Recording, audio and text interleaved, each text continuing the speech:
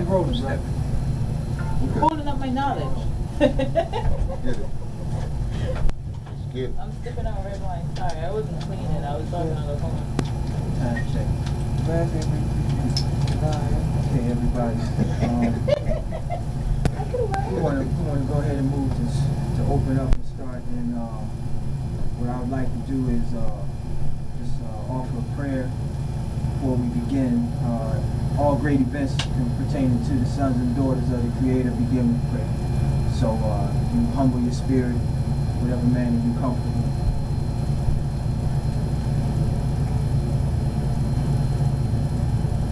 Yahuwah Sakatita, Yahuwah, open down my lips and I will show forth thy praise. Asad Anai, El Hehari, Me'ayin Yavor Esri. Esri Me'im Yahuwah, Osei Shemayim Ba'adis. Al Yitain Lamot Ragleacha, Al Yanum Shomreacha. Ine Yishan below Shomer, Israel. I will lift up mine eyes unto the mountains, from whence cometh my help. My help cometh from Yahuwah, who made the heavens and the earth. He who keepeth thee will not slumber nor sleep. He who keepeth Israel will neither slumber. It is he who hath made us, and not we ourselves.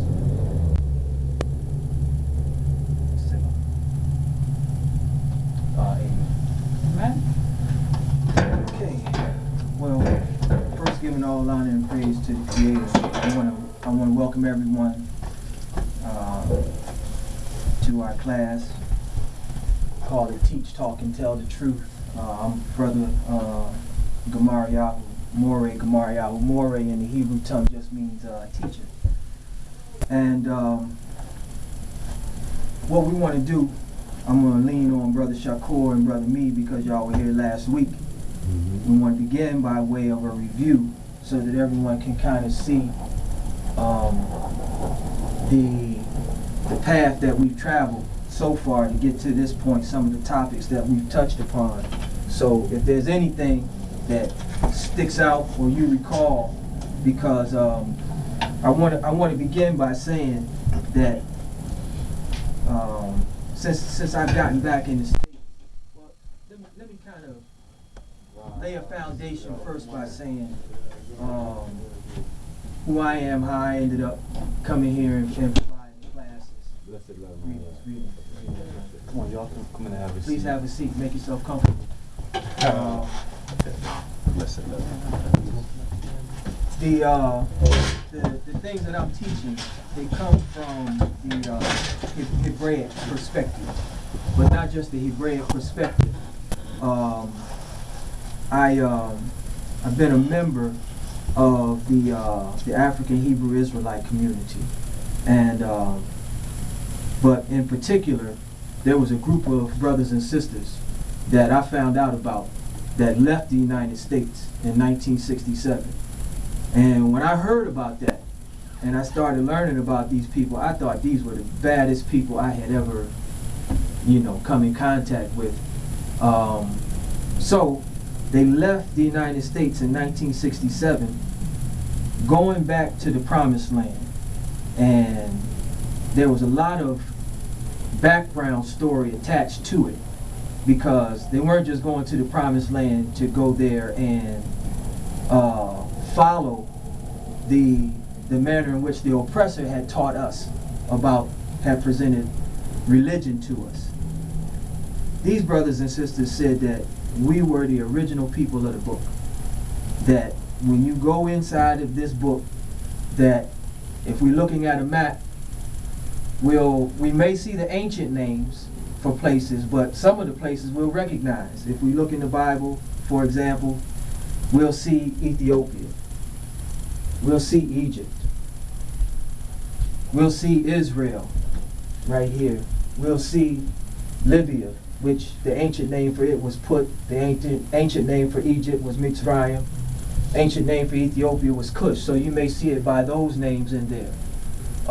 However, what we don't see is Britain. What we don't see is France. What we don't see is a lot of other America. European. Well, we don't see America.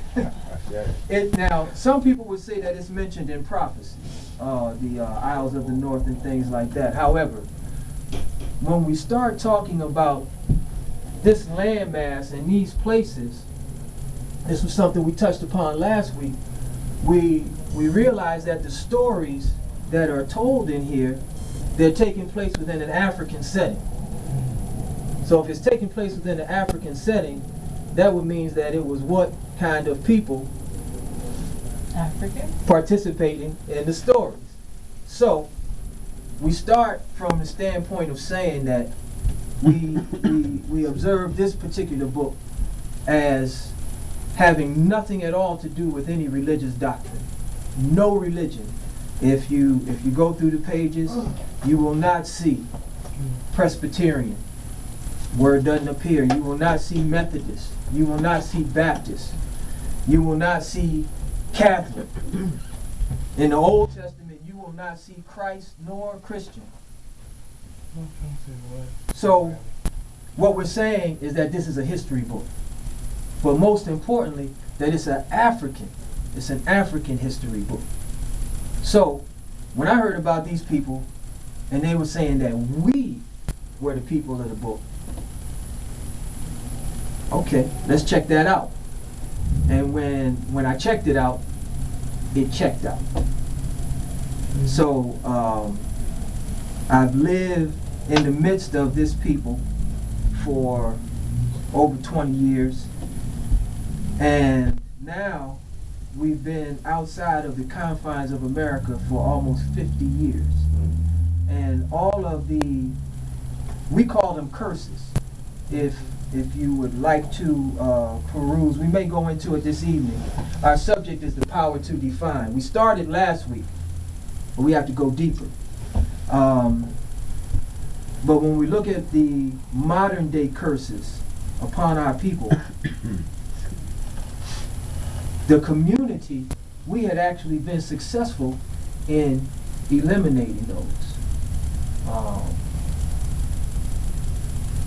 When we talk about violence in the community, particularly the black-on-black violence, eradicated it.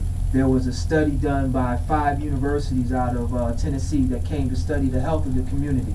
The community has become completely vegan, completely vegetarian, a completely plant-based diet, okay? Based according to Genesis 1 and 26, 2 and 17, if I'm not mistaken, was where we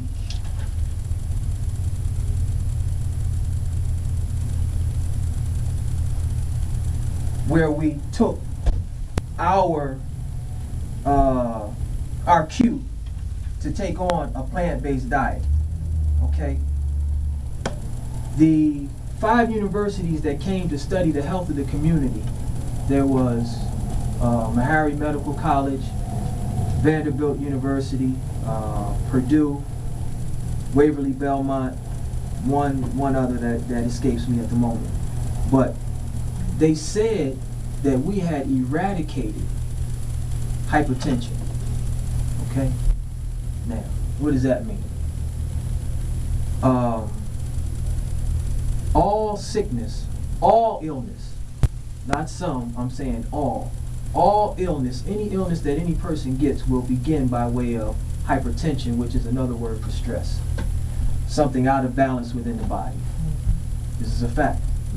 Now, people of African descent, black people, I call them black, seizing the power to define, we want to go into that, but black people disproportionately lead in all of the negative health indicators. We have the highest rate of hypertension within our community. Now here was a group of black people who left the United States, and not in 3 or 4 or 5 generations, not even 2 generations, in 1 generation, by changing the way that we treated one another and changing our diet and changing our habits, we had eradicated the source of the major killers that are decimating and devastating our people. What am I saying? Let's look at the health, because what we want to do, and we're going to get to that review, so Brother Shakur and Brother Mead, until somebody else comes in to help you, y'all going to be in charge of the review. But we have to look at the state of our people and ask ourselves, are we winning or are we losing? This is a healthcare fact sheet that was generated by the NAACP. It says here, when we look at HIV and AIDS by race and ethnicity, we see that African Americans have more illness. Blacks account for about 13% of the US population. However, about half of all of the people who get HIV and AIDS. Okay? Shorter survival rates. Blacks with AIDS often don't live as long as people of other races with AIDS. More deaths. For African Americans and other blacks, HIV and AIDS is a leading cause of death. Let's look at heart disease. I think heart disease is the #1 killer in the Western world. Heart disease is the leading cause of death for African Americans. Now, while we account for 13% of the population, nearly twice that many die from heart disease each year. Among non-Hispanic blacks aged 20 and older, 46% suffer from cardiovascular disease. Wait a minute. Within our community, almost half of everybody above the age of 20, almost half, 46%, and it's probably higher than that, is sick with cardiovascular disease. Heart disease, this is the #1 killer. We're talking about this brother. Just buried a brother not even 2 weeks ago. Yeah. I'm 46. He's 50. Heart attack. 50 years old, gone. He had a triple bypass 10 years ago. But this is not unusual, nor is it rare. Okay?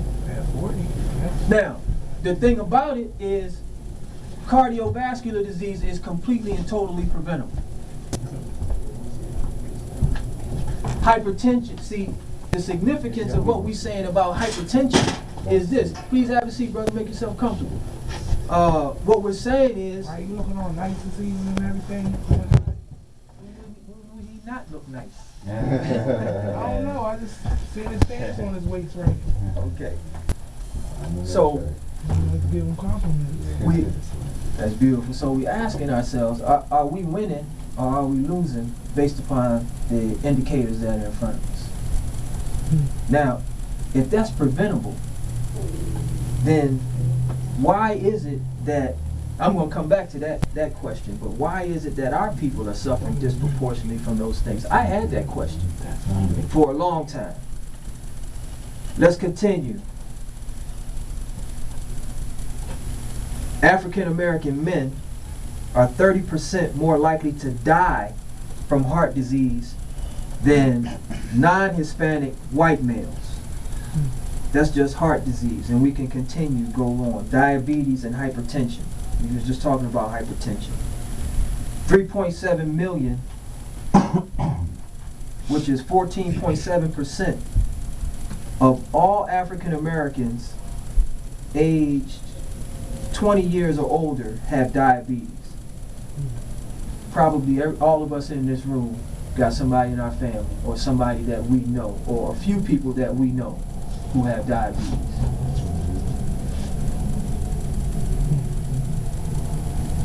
(43% of African American women and 43%, almost half of African American women and 39% of African American men suffer from hypertension.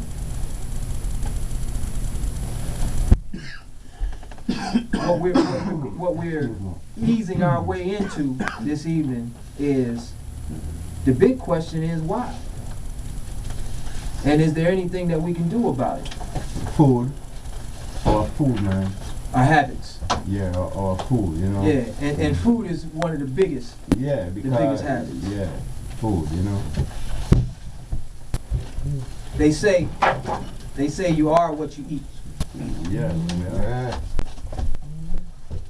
You eat death, you get death. Well, if you eat dead, if you eat dead meat, you might get dead meat. But you know, this is no. But we don't want to be offensive, nor do we want to deal with this lightly. These are serious issues. These are serious issues, and what we're saying is that anybody who had a heart, anybody who cared, if they knew a way that we could ease this burden up off our people, they should do something. That's why we're sitting in here. Because it was described eloquently by the prophet Hosea, Jeremiah, Hosea, at Hosea 4 and 6, if I'm not mistaken.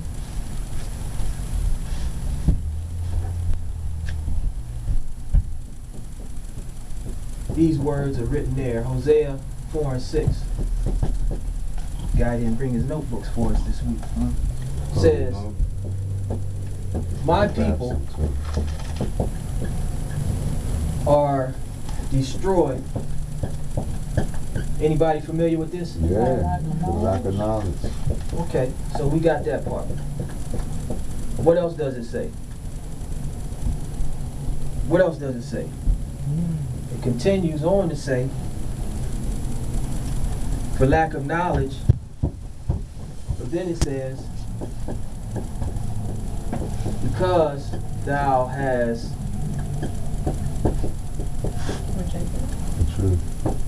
rejected knowledge.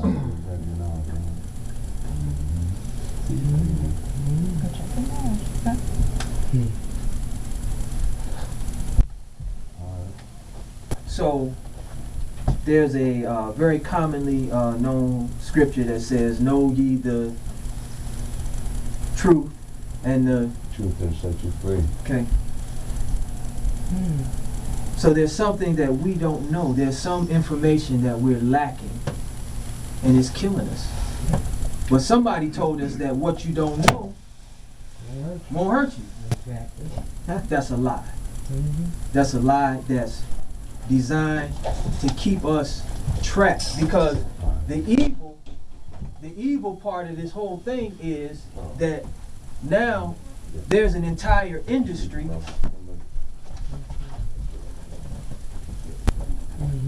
there are industries that are set up to make billions of dollars off of the lack of knowledge, off of the death. Okay? For example, this isn't even what I came here to talk about yet. For example, you walk into the doctor's office one day and they say, sir, you have cancer. Ma'am, you have cancer. Tell you what, we're going to put you on this medication. Now remember that, we're going to put you on the medication, first of all. And you're going to have to change some things. If you want to keep living, you have to change some things. What am I have to change, Doc? Well, you have to cut back on, you know, drinking, smoking. Now, the evil part of it is, You have to take that medicine.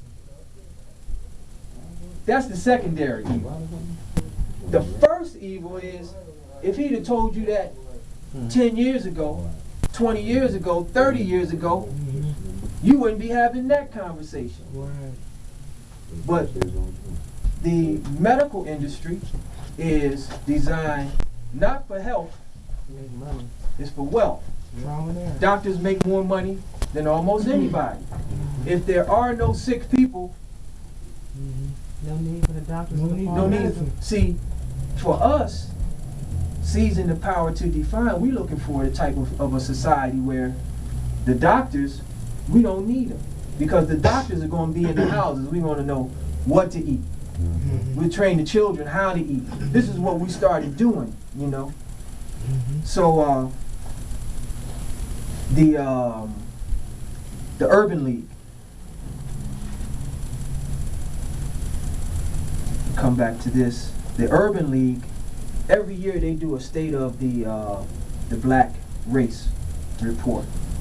No, this year was no different, but this year was the 50th anniversary of the March on Washington. So they were tying everything in with that. Share with you some of the things that they said. The title of this article was Black family progress has stalled since controversial 1965 study, report says. They're talking about the Moynihan report. The Moynihan report came after some of the riots that took place in the 60s. And what happened was they were trying to determine through the Moynihan report why the riots took place, but more importantly, how they could prevent them from happening in the future. So they did a full examination of the state and welfare of black people in the United States at that time. And the conclusion that they came to was that America was two nations. They said America was two nations. Two nations.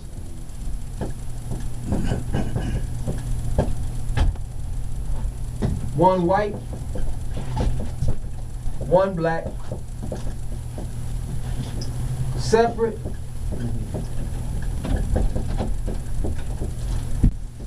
and unequal. Excuse me, can I ask a question? Because I want to make sure. Yes, ma'am. Please do. You're saying the study or the report that came out through by the Federal government. okay, but the Urban It was a League, special commission. The Urban League. No, this is the Urban League. I'm referencing the report that they do every year, and they're referencing the Moynihan report. Okay. So I'm just saying what the Moynihan report was. Okay, because in the urban, I just wanted to throw this out. My opinion is that the Urban League has a lot of boule people in there to keep. You know what I'm saying? That you understand what I'm saying? When I do understand. Okay. I do understand perfectly. If people think that everybody's for it because they're the same color and this, that, and the other, but they bought off already to give us that's so another much part. information. You know, we're going to go into that. Okay. We're going to go into that this evening, as a matter of fact. Let me cut through it and tell you what's in the article. You can read the article. We can provide a copy. What happened was the Urban League came and said, you're going to love this. They said that there have been some advances in the 50 years since Dr. King's speech and the March on Washington and all that. But however, by and large, for most black people, things were worse than they had ever been. Okay? They said we do have some more jobs, we do have some more people getting college degrees, you know, all of that kind of thing. However, the state of most black people is worse than it's ever been. Their solution, what they said was, we're going to emphasize getting more degrees in education and trying to get some more jobs. Wait a minute. Isn't that what we said we wanted at the March on Washington? So the point being is, what I'm saying is, they just said that we tried that and it's not working. So the solution now is we're going to try it some more. Like something had been said. So overall, we have to, when we come to that, I love what you said, Sister Margaret. We're looking for solutions for our people. That's not a solution for our people, to continue to do the same thing and expect different results. Anybody know what that definition is? Insanity. It's insanity. It's insanity. to continue to do the same thing and expect a different result.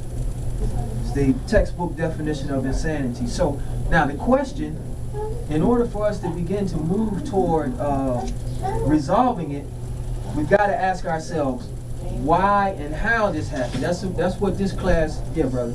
That's what we're focusing on this evening, and we're going to talk about the power to define. So,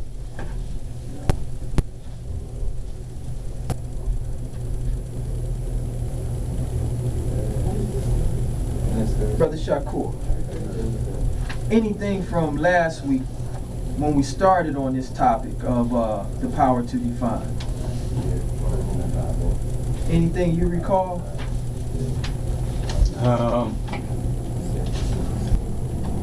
Yeah, a whole bunch.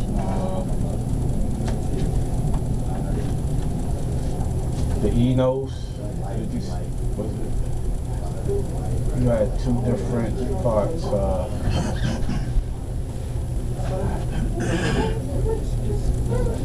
They were in Hebrew words. Okay. One of the things we did last week was we showed how when the Europeans defined things. Yeah, Euro. And we actually showed that the Garden of Eden that some people had told us was up in the sky someplace after you died, that it wasn't. That according to what it says right here in the Bible, that there were 4 rivers. This is, I'm taking this from Genesis. It starts at Genesis 2:10.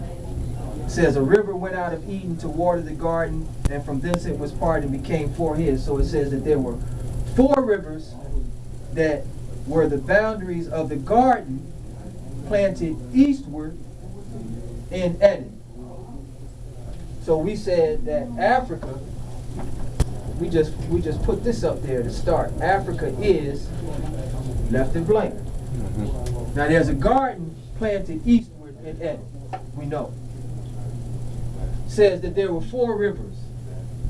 We identified the rivers, the blue and the white Nile, which runs through Egypt down into Ethiopia, they say. The blue Nile and the white Nile is the southern portion and the northern portion. One interesting fact about the Nile River is that it is the only river in the world that flows north to south. Every other river on the planet flows south-north. Reverse that. So when you're going up the Nile, you're actually going down. Interesting, the only thing. Now, the other 2 rivers are the Hiddekel was the ancient name for the Tigris River, and the Euphrates River, which has maintained its name even up until this day. So, I'm going to show you something interesting that we didn't touch on last week. Now, the garden, according to the 4 rivers that they mention here, is planted eastward. These are the 4 rivers here. Rivers running through what's modern day Iraq and Iran, and this part here. This is a landmass, is it not? Is this, could we say that this is the eastern part of a particular landmass? So what are we saying? Africa. The garden planted eastward in Africa. Eden. Eden. Eden, so Africa is, Eden. when we start talking about Eden, when we start talking about paradise, can we not conclude that Africa is that? Let's see. This is just some of the countries. Out of South Africa, 77% of the entire world's platinum comes out of South Africa. I did a whole paper on it, and I've named my paper Stolen Birthright, because I'm sorry, I don't mean, Please. but I did this paper probably about 8 years ago, and it was fun. I named it Stolen Birthrights because I said the continent of Africa, God created all the continents, but that continent Right. was loaded with still is, but not stolen, loaded with all the wealth, health, everything you could want to survive. He gave it to the African people, from nickel to diamond to gold to whatever you want to call it. That. Who's on their way back into Africa now? China and Britain, trying to beat the No, United they're States. not on their way back in there. They in there. Yeah, they're in there. It's true. We're gonna go They employ some new of that. military there too. exactly. Well, I got we something on that. talked about it when we were discussing the topic a couple of weeks ago. The plot to destroy black men, the Moses factor, we called it, because with our experience of being in Africa over 4 decades, we realized that the exact same thing that they have done to destabilize countries, nations in Africa, is the exact same tactics that they use in what are urban nations, in cities, in local areas. Guns, they give one side guns, they give the other side guns. Drugs. This is how they have destabilized nations, and it's the exact same formula of how they're destabilizing our communities here. Now, I'm saying they. However, we cannot relieve ourselves of the responsibility of what we're doing to ourselves. Because if I had all of the guns, all of the bullets, all of the armaments in the world, and nobody wanted them, the value is worthless. You know good. Whatever that is. So, some of the things we touched upon in the class, but we were also saying that this book is not a Bible. That we put it on a timeline and showed how the European, most people are familiar with the King James version of this book, which was that interpretation was the 17th century. Okay. Now, when we put it on the timeline, we show you that, I'm going to try to go through this fast so we can get into what we want to talk about tonight. But 476 ACE, after the Common Era, 400 years after the Common Era, you had the fall of Rome. That's why we were using that date. We didn't point that out last week. Fall of Rome. 476 ACE by barbarian hordes. Europeans. Okay?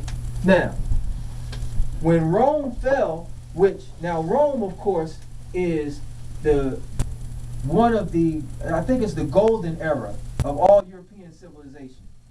They point back to Greece and they point back to Rome. Okay. But Rome is the golden age of European civilization. Now, when Rome fell, that began what they called a season known as Dark Ages. The Dark Ages. Thank you.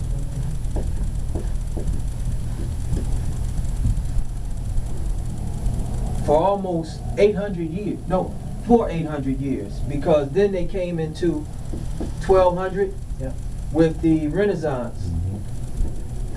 The Renaissance 1200. Or the Rebirth. And then around 1400s, the Enlightenment, when they said that they were even smarter, Europeans, than they were before. 1400. And then we're bringing us up to 1600 with King James authoring the version of this. The point we're making is there is no way that after 800 years of their own self-professed ignorance that they would be able to interpret and decipher, if they even wanted to, the highest compilation of African wisdom that survived everything else that they destroyed. Because there's no question that there's countless documents that were destroyed in Alexandria. Right. The libraries that they burned. And burned, that's On right. purpose. That's You right. understand? On purpose. But for us, what has survived, this is very important. And it's very important for us as we think about that, show you some interesting things that happen with the power to define. They call this a Bible. Taking this from the word biblos, which just means many books. That's all it means, many books. In Hebrew, the word was Tanakh. Spelled this way, Tav, Nun, Ket.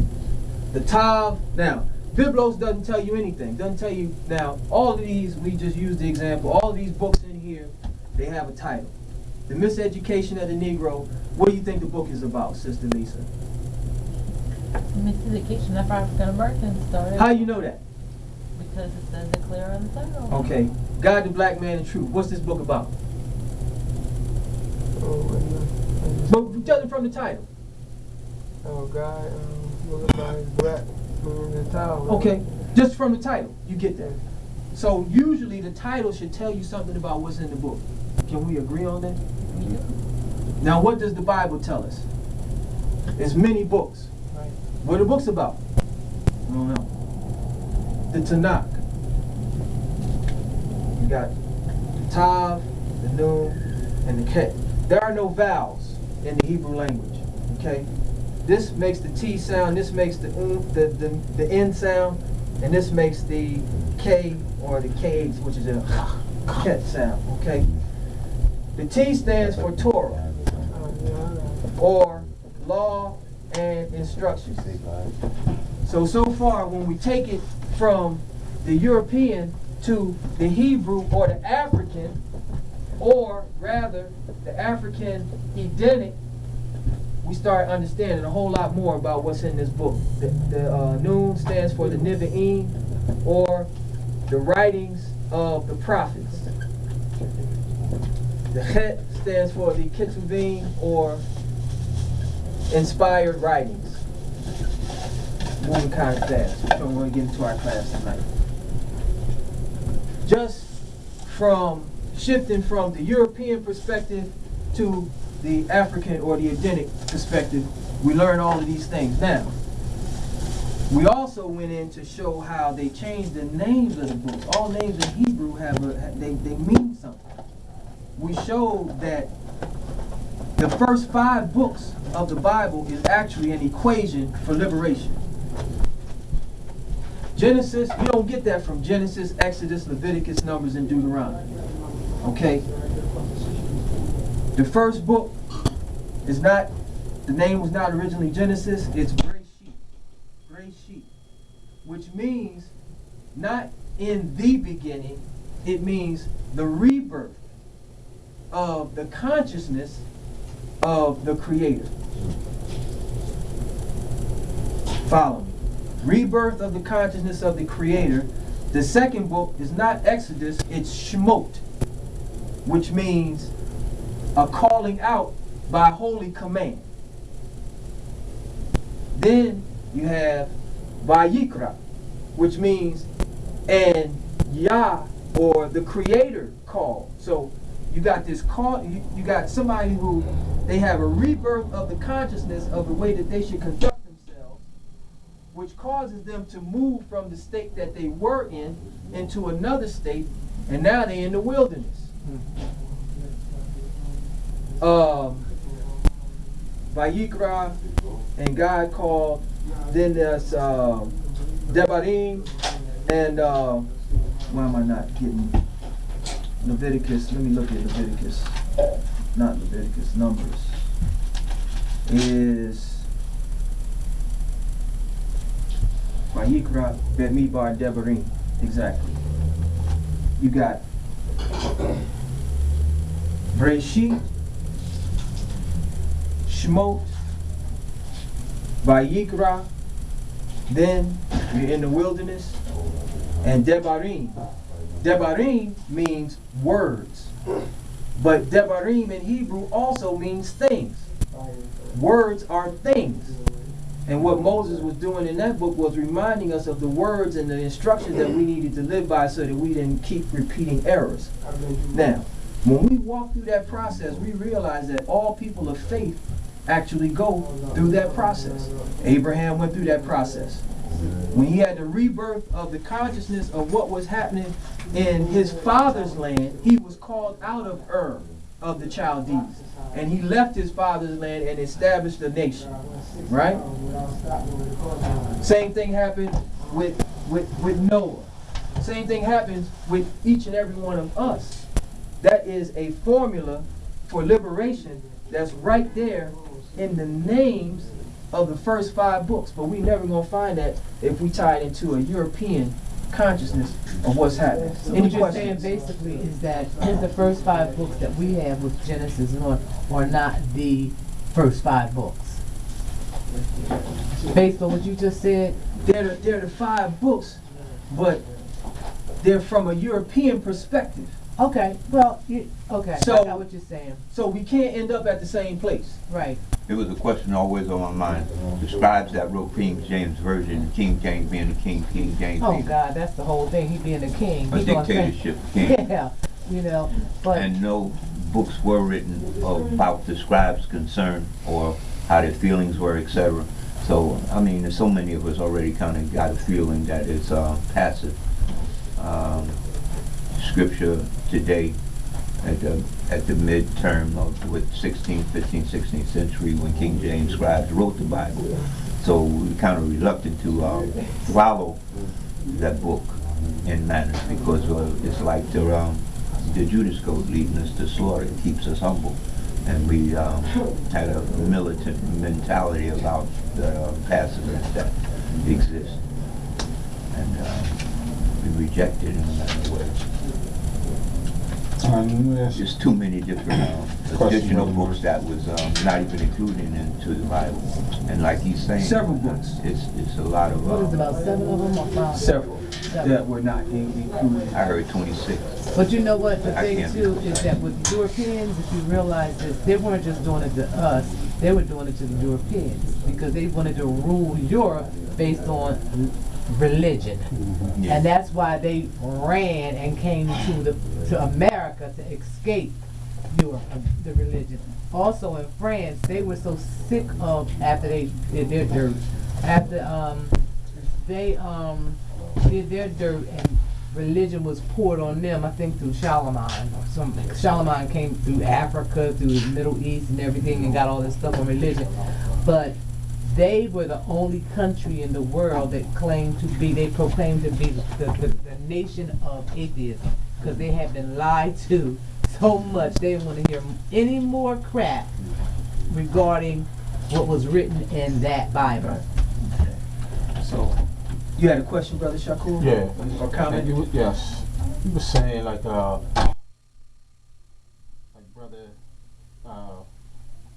Ibrahim and all that, like when they got to that certain part of consciousness, they moved. Yes. Like to another spot. Like you said, Noah, brother Noah and all that, prophet Noah.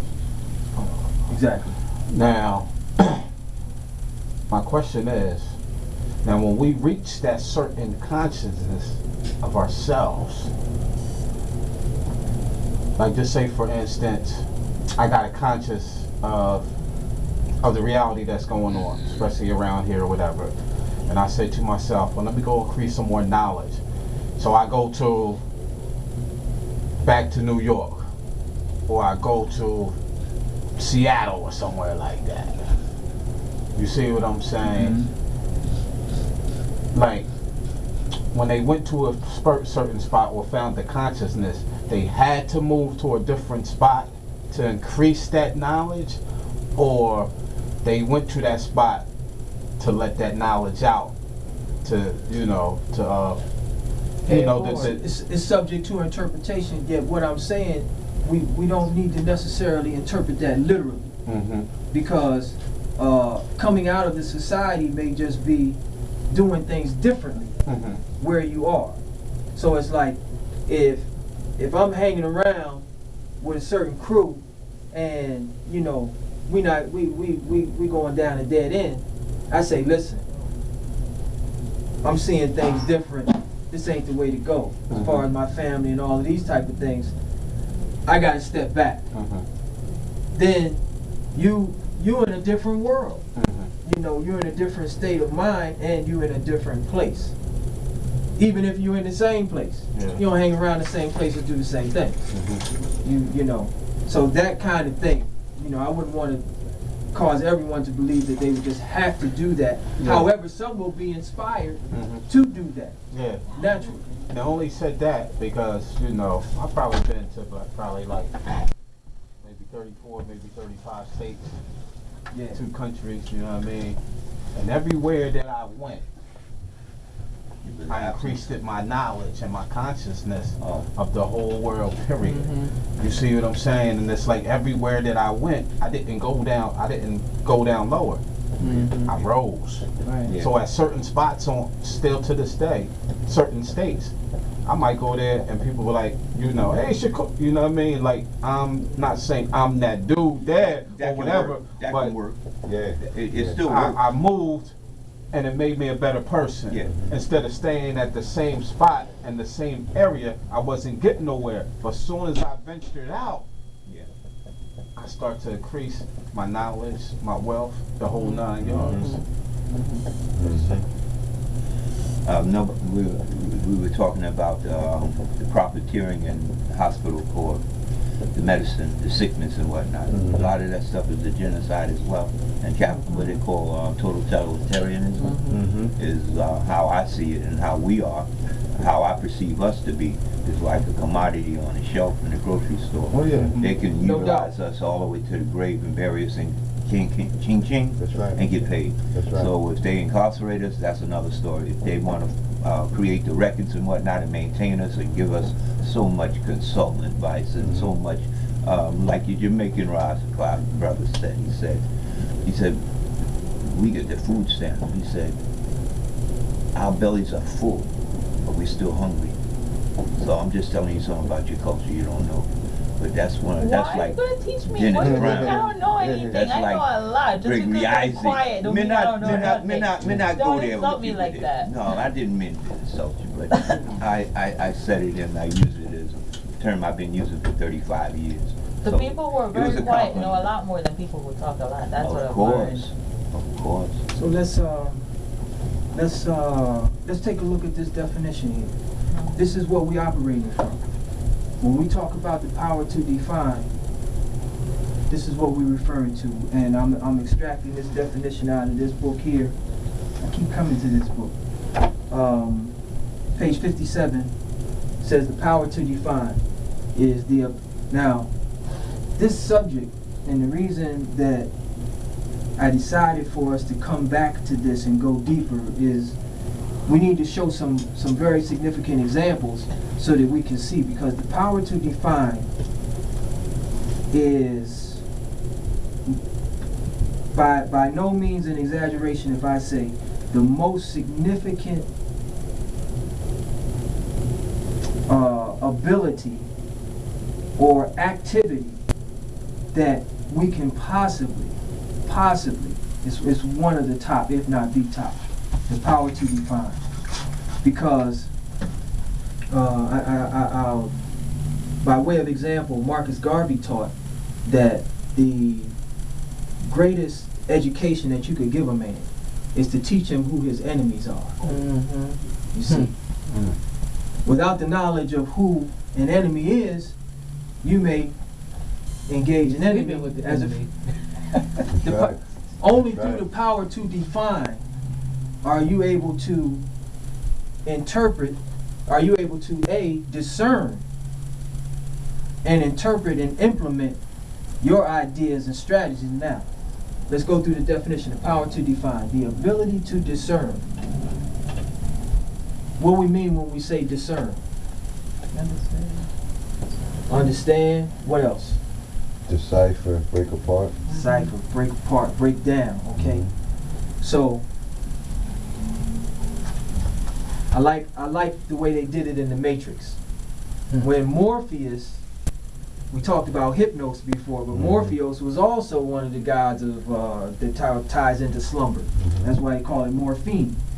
But when he's introducing Neo to the Matrix for the first time, he tells him, you know, he asks him, do you know what the Matrix is? He says, the Matrix is the world, this is the definition of the Matrix, it's the world that's been pulled over your eyes to blind you to the truth. Yep.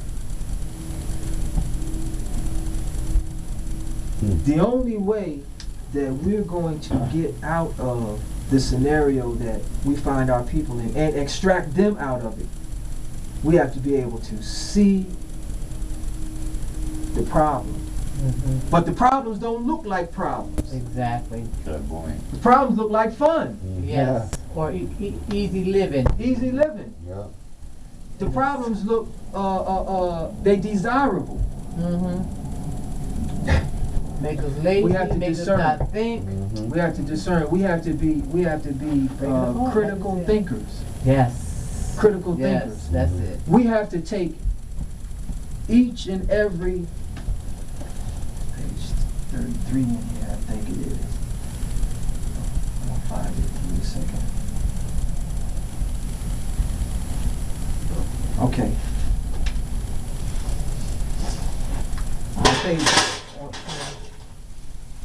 On page 34 in this book, Message to the Black People, Message to the People, The Course of African Philosophy by Garvey. He says, never confuse your ideas about Negro nationality with that of other peoples, so as to think that their nationality is good enough for you. And he says, never think that if Japan gains control of the world, they will treat you better than Anglo-Saxons or Latins.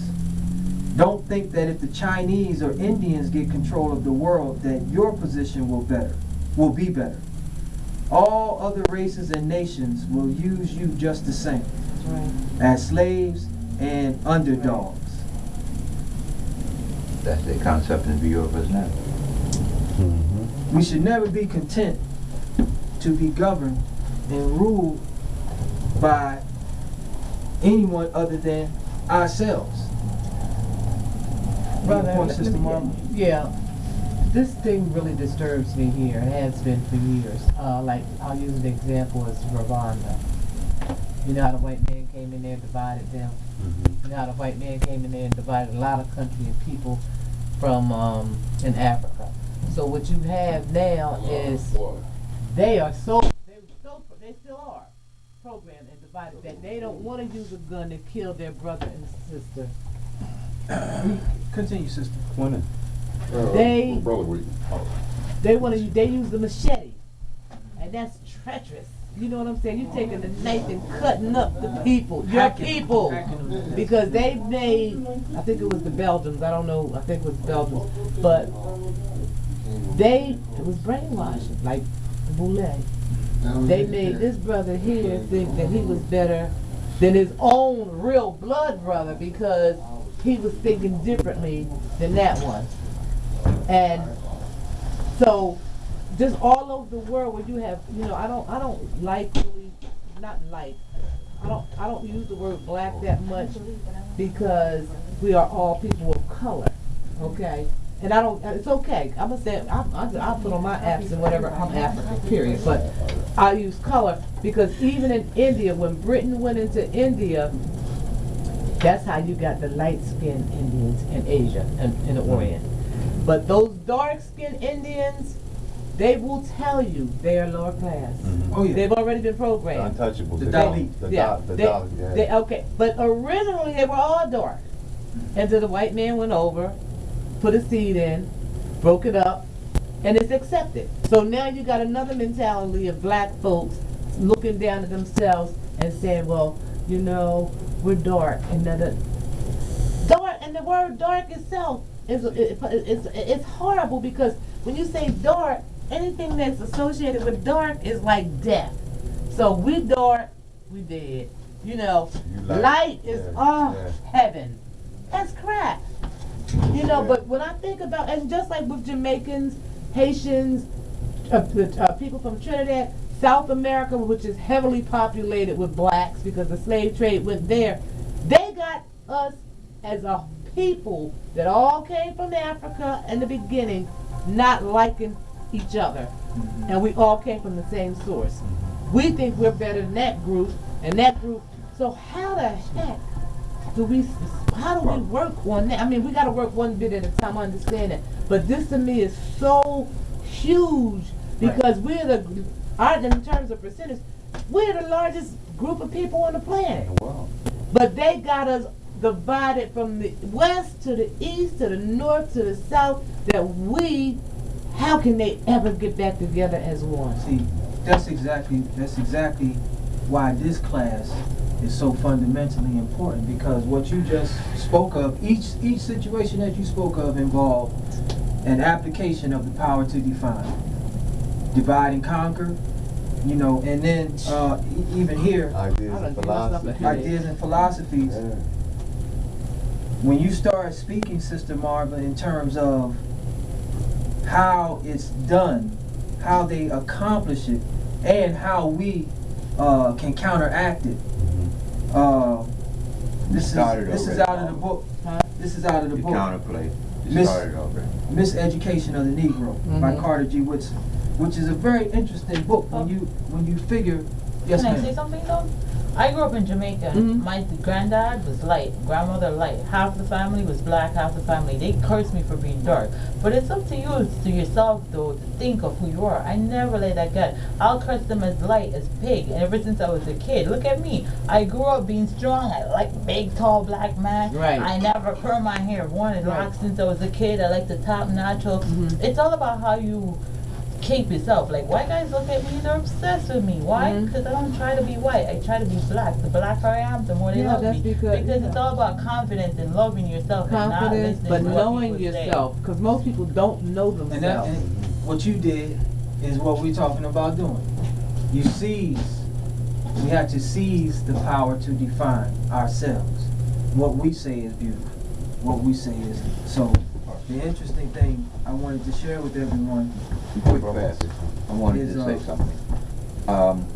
We have documentaries that are bringing the South America into recognition and identifying themselves as part of the culture that come from Africa. We have parts of the rest of the part of the world to recognize the original man. So all of those things are coming through in documentaries in different sorts of ways. So people are starting to become aware. I talk to Indians, I talk to Chinese, I talk to, but a certain amount of people do know that they originated from somewhere and we are one whole piece. I think I call it the Rainbow Coalition. See, the white man taught me that since I was in college. I didn't tell you went to college. I learned that years ago. But is that going to come out and be all over the world? Yeah, but Everybody's from going an to older learn? man like me, No, I'm they're 62 gonna years keep old, it down. I see things. Yeah, And maybe the wisdom of the elder but are has they a gonna tendency to broadcast recognize it things on before the Fox youth or do. ABC or anything like that? Not gonna happen. Well, in time, maybe it'll come to pass. Well, that I you'll see think it. right now is the time. I think we, like they said, we still stuck in trying to deal with the 60s. We got that's done. But the We agenda gotta right now, deal- what they're trying to teach people is like rights and be gay, because gay is appropriate. Well, you know- and right now, they're not gonna try to teach people are black and be They're Remember not the going to ever documentaries do that it. they Like had you the said, we pyramid, got to define in the our own water, selves. You know under what the I'm water. saying? Yeah. We got to be who we are and know who we are. And we got to, I don't know what the solutions are, but I know they're there. Just like their secrets, their underground thoughts and secrets about how to keep everybody in trap. We have God has given us the power to do this and to overcome. And I believe that. And what we don't understand is how the subconscious mind works, because that's the brainwashing. Whatever they show you on TV or whatever they speak over you, it gets stuck here, and if it's not moving, your subconscious mind is running your life. It's got to be reprogrammed, which reprograms this mind with all that junk. Because it's there, it's stored. God said, I don't know where I read this, but he said, human beings are a trip. He didn't say that, but, paraphrase it. And he can't tell them everything.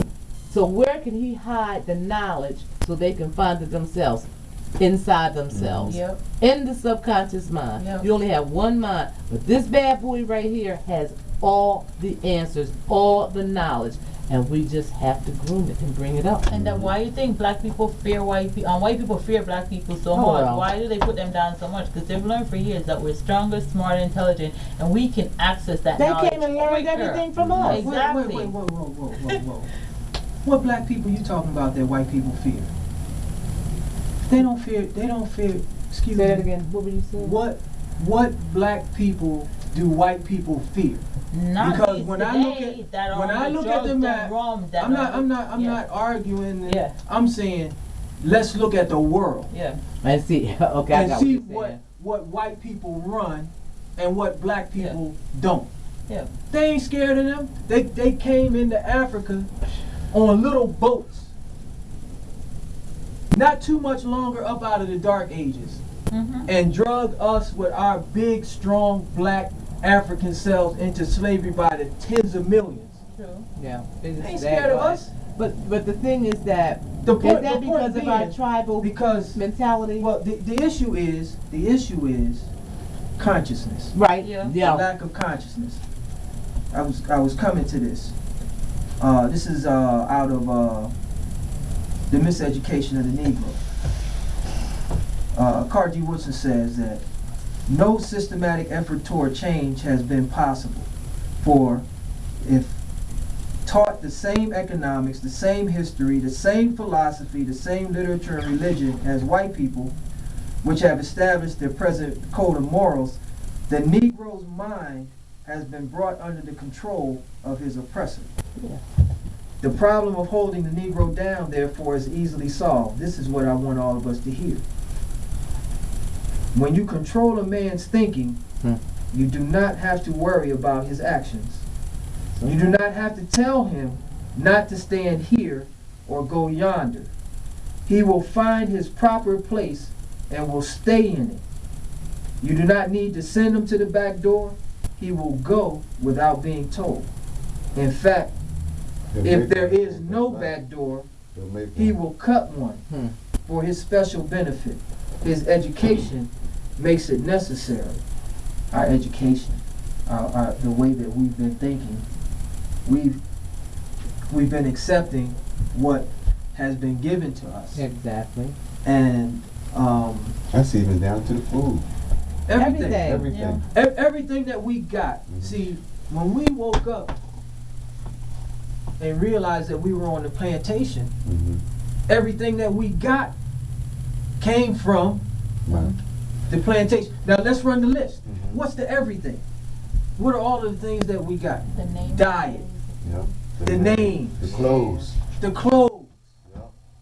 everything, The medicine. everything. The family structure. The education. Family structure, education. That's right. That's right. And you know The what big else? one, let's get the big one, Religion. Well, that nobody can talk about. Religion.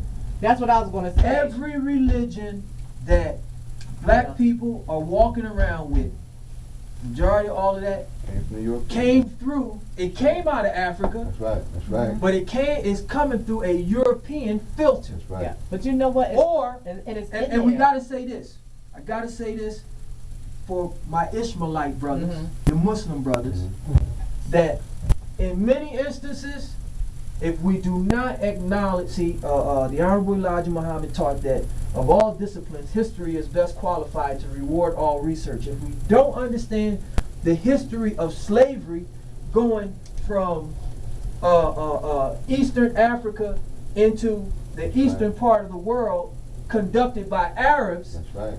And what they then gave. That's we right. may be dealing with some enemies as friends That's right. just because they say Assalamu alaikum. Right. Right. And we have to measure everybody by our interests. We put that word up. Interests.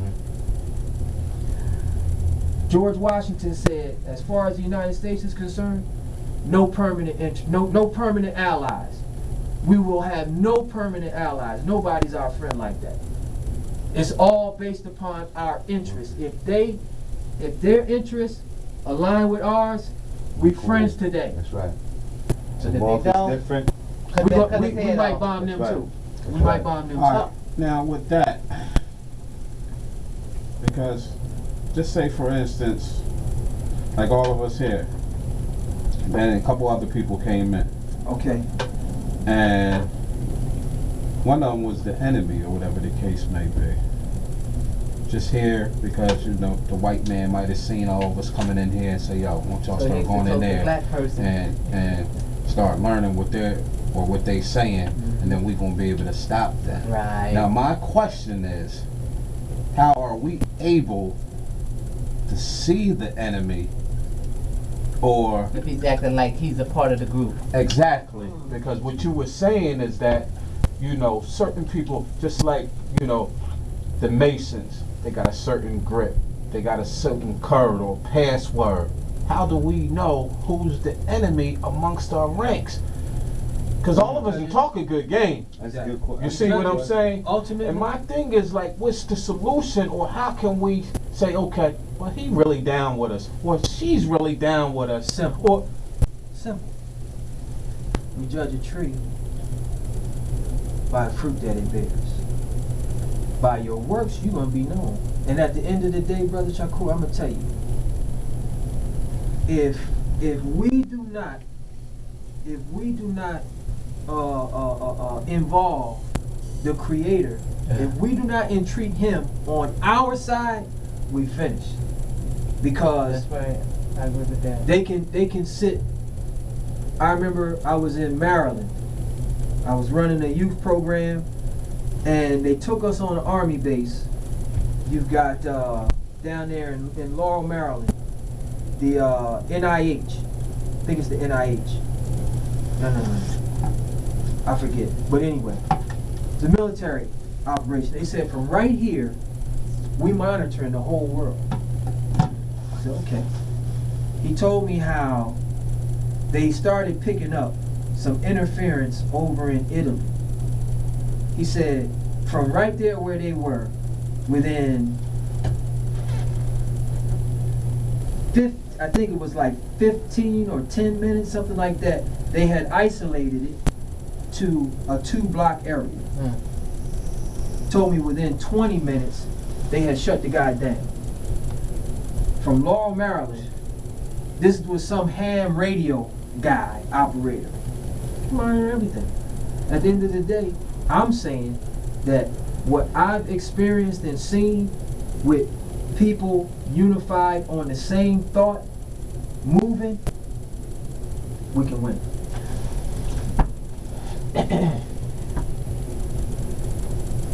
At the end of the day, by your works, you're gonna be known. We already knew. You already knew that. I'm not telling you anything that you didn't already know, and I'm praying that when I say it, you feel the truth in it. Mm-hmm. You know what I mean? Yes. Because that's the only way. Everybody who come in here, everybody who come up to me, I talk to them, and I watch them. Me and this brother. You know, it's through, one thing I'll say, shared experiences. I only ask that only to the simple fact. It's serious. It's certain conversations, and I understand where you're going. Yeah. It's certain conversations that we can have like this. Mm-hmm. Certain conversations that we can't have like this. Certain conversations we can't have. Certain conversations we can't have with people, period. Mm-hmm. But the reality of it is that there are it's those who's walking around here who have come in contact and they have seen, Malcolm and Martin, for example, I mean, all of those who went to a certain level, they got to a certain point where they actually saw the face of evil. Mm-hmm. They saw it. Malcolm said in the autobiography that what's going on, these people who are following me, this is not the Nation of Islam. I trained them. I know what they can do. This is something else. It's at another level. The thing is, well, that's another conversation. I don't want to go too deep, and I don't want to scare anybody with that. And I want to stay on subject. Can I ask So that you we move just real through quick something. about what you just said, because you said it before he had spoke in regards to. And if you have something else, I'm gonna come back to you so that we get it. Oh, But yeah. I think I'm here. I know. Go ahead, I'm Sister with you Marva. on that too. With Elijah Muhammad, were you saying that he Okay. there's a difference with the Nation of Islam? Okay, the Nation of Islam's concept of how things should be different than the Middle East Muslims, because the Nation of Islam is, I think, because my brother is a captain in the Nation of Islam, but I don't know all that. I have a friend that is. But it is about black power, bringing the black man back up to where he's supposed to be. But are you saying that the Islamic thing in the Middle East is totally different? Their teachings are different, and we should not follow those teachings? I didn't hear everything you were saying, so I was trying to. With all due respect, I would never make any general statement, pertaining to any faith. Okay. I'm speaking from a historical standpoint. Okay. And saying that there were certain elements, Okay. certain peoples, Okay. who certain peoples who are representing certain beliefs. Okay. That just because the people who enslaved, by and large, the majority of those prisoners of war, we call them. Okay. I don't call them slaves. I call them prisoners of Okay. war. Yeah, I don't like that. They were Christians. No, That's they what thought that no, they thought no. they was Christians. And that's exactly what I'm saying about some of those who profess themselves to submit to the will of Allah. Mm-hmm. That's all I'm saying. We have to judge them by their works. Yeah. Right. Because so, as far as Minister Farrakhan, I am aware that he has spoken on the subject, because it's just intelligent for us as a people to be aware of those things that happen. But at no point could we see the reality of it is religion. We really have to move away from it. Well, yeah, it's got to go. Religion is first of all the major source of the divide and conquer. Yeah. Yeah. There are over 2,000 recognized religions in America alone. One thing we can say for sure: they can't all be right.